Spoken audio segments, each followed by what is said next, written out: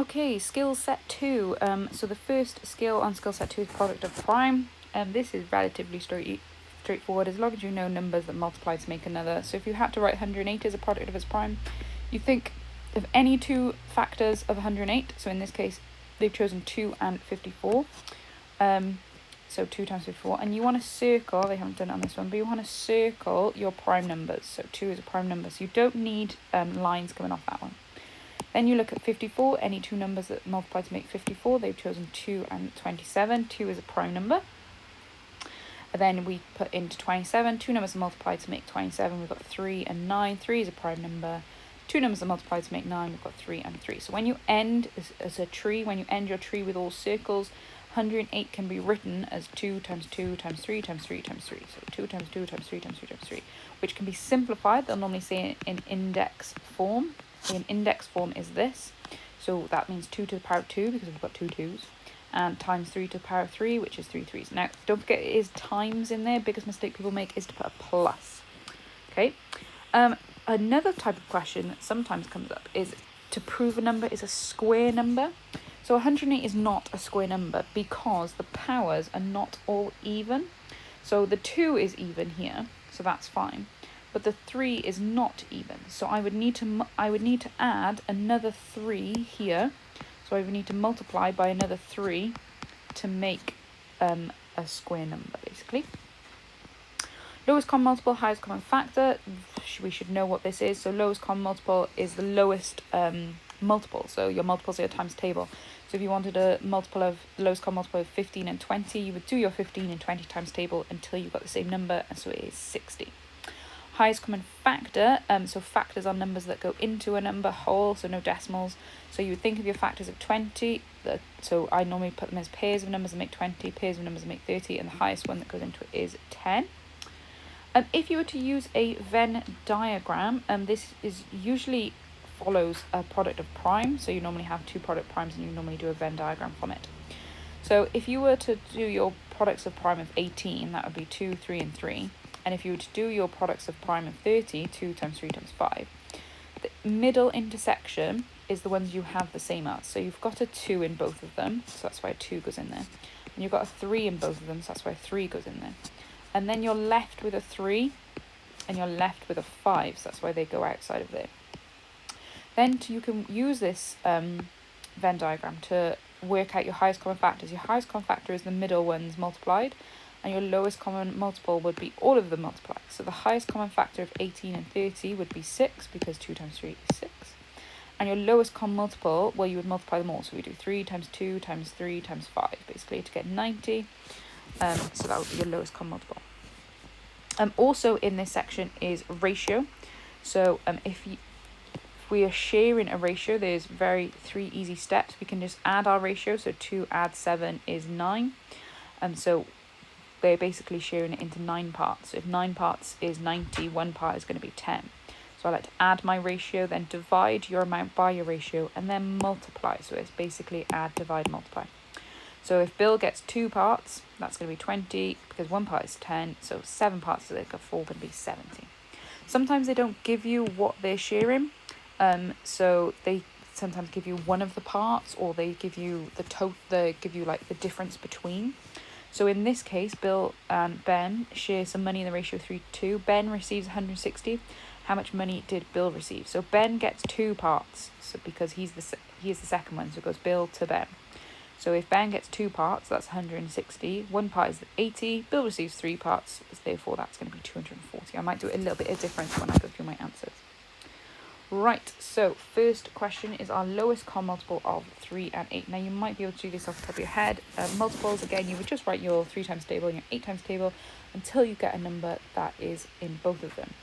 So our lowest common multiple would be 24 for the 3s and 8s. So because our 8s are 8, 16, 24, and then 24 is our first number in the 3 times table. Highest common factor of 20 and 30. So think about your factors of 20 and think about your factors of 30. The highest one is going to be 10. So 10 is in both of them. Write 72 is the product of its prime in index form. So at the very end, you have to simplify your answer. So we start with 72. We need two numbers multiplied to make 72. You can do any two numbers as long as they multiply to make 72. I'm going to choose 2 and 36. So 2 is a prime number, so I'm going to circle it. 36 is not a prime number, so prime numbers only have two factors, being 1 in itself. 36 has quite a few factors. So I need two factors of 36, two numbers that multiply to make 36. We could do 6 and 6. We could do 2 and 18. There's quite a few different options. But 6 and 6, neither of those are prime numbers, so I need lines coming off both of these. So first of all, the first 6, two numbers multiplied to make 6, I've got 2 times 3. So both of those are prime numbers, and 6 again, 2 and 3. So 2 and 3 are both prime numbers. So I've circled them all. So that 72 can be written as 2 times 2 times 3. Ooh, that's a wonky 3. Times 2 times 3. Now, that's not in index form yet, so that is the same as 2 to the power of, I've got 3 2s. And I've got 2 3s. Ooh, I almost wrote 3 then. So 72 can be written as 2 to the power of 3 times 3 to the power of 2. Right, 60. So we've got 60. Two numbers multiplied to make 60. We could do 2 and 30. You could have done 6 and 10. You'll end up with the same answer. Two numbers multiplied to make 30. We could do 2 and 15. Two numbers multiplied to make 15. We could do 3 and 5. So 60 can be written as 2 times 2 times 3 times 5, which is the same as 2 squared times 3 times 5. So we're going to use the answers from above. Use a Venn diagram to find the lowest common multiple and the highest common factor of 72 and 60. So we need a Venn diagram. Oh, these are very wonky. Doesn't have to be perfect. This side is going to represent 72. This side is going to represent 60. I'm not going to use the index form version. I'm going to use the longer version, because 72 was 2 times 2 times 3 times 2 times 3. Obviously, I could have written that the other way around as now. And 60 was 2 times 2 times 3 times 5. Now, your middle one is what you have the same as, and it's important to cross them off, otherwise you can have way too many numbers. So I've got a 2 in both of them, so 1, 2 goes in the middle. I've got another 2 in both of them, so another 2 goes in the middle. I've then got a 3 in both of them, so a 3 goes in the middle. Now, left on the outside of the 72, I've got 2 and 3, so 2 and 3 needs to go in here. And I've got a 5 on that side. So to get your highest common factor, that's going to be the middle section. So that's going to be 3 times 2 times 2. So 3 times 2 is 6, times 2 is 12. So the highest common factor of 72 and 60 is 12. Then to get your, I shouldn't write in that colour. Then to go with your lowest common multiple, you want all of the numbers multiplied. It's looking very messy. So we've got 2, 3, 2, 2, 3, and 5. So we're going to do 2 times 2 times 2 times 3 times 3 times 5. And I think we get 360 when we do that. Right, next one. We've got 675 can be written as 5 to the power of 2 times 3 to the power of 3. Is it a square number? It would be a square number if all the powers were even. So this power is even, but this power is not. So no, because all the powers are not even. Now the smallest number you would need to multiply to make it even would be to just times it by another 3. So you can make 675 a square number by just timesing it by 3. Right, next we've got some ratio questions. So Jill and Bill share £420 in the ratio 3 to 4. How much do they each receive? So when you're sharing a ratio, step 1 is to add your ratio. So Jill gets 3 parts, Bill gets 4 parts. That makes 7 parts in total. They've got to share £420 in that 7 parts. So therefore 1 part is going to be £60. So if I just divide that by 7, I get £60. We want 3 parts and 4 parts. So if 1 part is 60, 3 parts is going to be £180. So we know Jill gets £180. And 4 parts of the 60 is going to be £240. So we can write that. I'd like to write that in a ratio again. So we've got 180 to 240 because it goes 3 to 4. Next one, Ella and Bella share the profit from a tea stall in the ratio of 4 to 3. If Ella receives £36, how much was the profit? You can do this a number of different ways. For example, in the examples, so we've got Ella has got 4 parts. So we've got 4 parts, and she receives 36. So 4 parts is £36. We want the whole part. So if we first found 1 part, if 4 parts, I shouldn't have done the parts, don't I? If 4 parts is 36, then 1 part is going to be 9. Then we need the total parts. So they've got a total of 7 parts. So therefore 7 parts is going to be, if 1 part is £9, then 7 parts is going to be £63. I apologise for my pound signs and a bit wonky. Okay. You could have done that differently. I probably would have written it as 4 to 3. Ella is on this side, so she's got 36. So how do we go from 4 to 36? We times by 9. If I times this side by 9, we know she's getting 27. Then you could have added them up to get 36. Lots of different ways. Jed and Ted share money in the ratio 2 to 5. Jed receives 60. How much does Jed receive? I'm going to do it this way this time.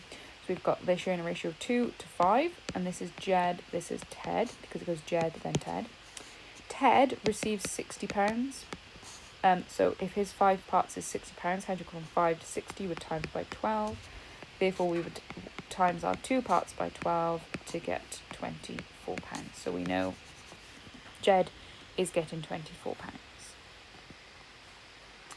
Okay, task 4. We've got lowest common multiple of 25 and 20. So think about your multiples of 25 and think about if 20 goes into it. So we've got 25, then it goes 50, then 75, then 100. So 100 is your first number that goes into 20 as well. Highest common factor of 70 and 28.